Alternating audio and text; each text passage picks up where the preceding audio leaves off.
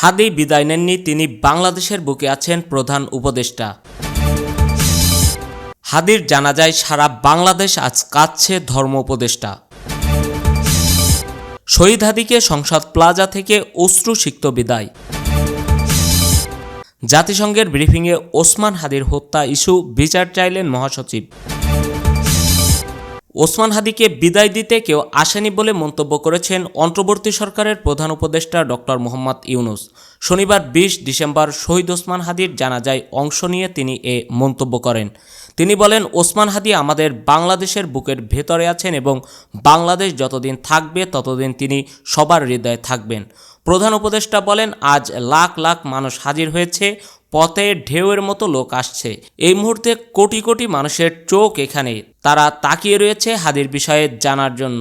তিনি আরও বলেন, প্রিয় ওসমান হাদি, তোমাকে আমরা বিদায় দিতে আসি নাই এখানে, তুমি আমাদের বুকের ভেতরে আছো। বাংলাদেশ যতদিন আছে ততদিন তুমি সব বাংলাদেশের বুকে থাকবে, এটা কেউ সরাতে পারবে না। হাদির কাছে ওয়াদা করতে এসে জানিয়েছেন ডক্টর ইউনূস, তুমি যা বলে গেছো সেটা যেন আমরা পূরণ করতে পারি। সেই ওয়াদা করার জন্য আমরা একত্রিত হয়েছি। সেই ওয়াদা শুধু আমরা নয়, পুরুষানুক্রমে দেশের সব মানুষ পূরণ করবে। তোমার যে মানব প্রেম, তোমার যে ভঙ্গি, তোমার যে ওঠা বসা এবং রাজনৈতিক দৃষ্টিভঙ্গি, তা নিয়ে সবাই প্রশংসা করছে। সেটা যেন আমাদের মনে সবসময় জাগ্রত থাকে। শহীদ হাদি কানে এমন এক মন্ত্র দিয়ে গেছে, সেটা বাংলাদেশের কেউ কোনোদিন ভুলতে পারবে না। উল্লেখ করে তিনি বলেন, চিরদিন আমাদের কানের পাশে বাজবে তোমার সেই মন্ত্র, বড় মন্ত্র হয়ে আমাদের জাতির সঙ্গে সংযুক্ত থাকবে। আমরা দুনিয়ার সবার সামনে মাথা উঁচু করে চলব, কারোর কাছে মাথা নত করব না। সেই মন্ত্র তুমি আমাদের দিয়ে গেছো, আমরা সেটা পূরণ করে যাব। প্রধান উপদেষ্টা বলেন, হাদি, তুমি নির্বাচনে অংশ নিতে চেয়েছিলে, নির্বাচন কিভাবে করতে হয় তারও একটা প্রক্রিয়া জানিয়ে গেছে। সেই প্রক্রিয়া যেন আমরা সবাই মিলে গ্রহণ করি।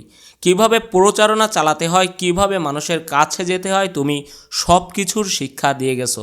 আমরা এই শিক্ষা গ্রহণ করলাম। তিনি আরও বলেন, হাদি, কোথাও হারিয়ে যাবে না, কোনোদিন তোমাকে কেউ ভুলতে পারবে না। তোমাকে আমাদের সবার পক্ষ থেকে আল্লাহর কাছে আমানত রাখলাম। আমরা সবাই তোমার কথা রেখে জাতির অগ্রগতির পথে চলতে থাকব। জুলাই গণঅভ্যুত্থানের সম্মুখ ভাগের যোদ্ধা এবং ইনকিলাব মঞ্চের মুখপাত্র শরীফ ওসমান হাদির নামাজের জানাজায় অংশ নিতে এসে ধর্ম উপদেষ্টা ডক্টর আফম খালিদ হোসেন বলেছেন, সারা বাংলাদেশ আজ কাঁদছে।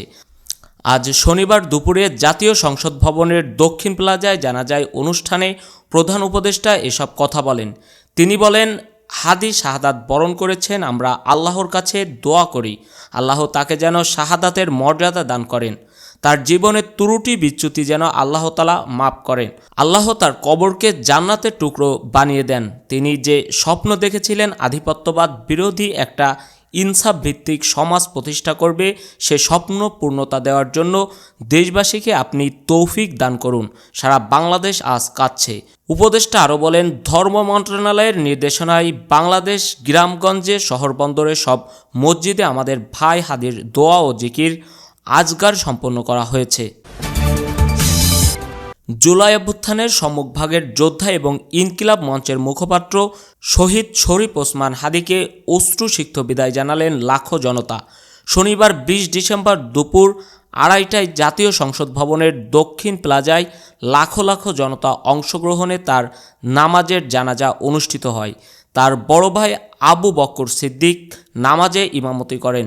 জানাজায় প্রধান উপদেষ্টা ডক্টর মোহাম্মদ ইউনূস, উপদেষ্টা পরিষদের সদস্য ও বিভিন্ন রাজনৈতিক দলের শীর্ষস্থানীয় নেতারা অংশগ্রহণ করেন। এদিকে শহীদ হাদির নামাজের জানাজাকে কেন্দ্র করে জনসমুদ্র পরিণত হয় জানাজা স্থল জাতীয় সংসদের দক্ষিণ প্লাজা ও মানিক মিয়া অ্যাভিনিউ এলাকা।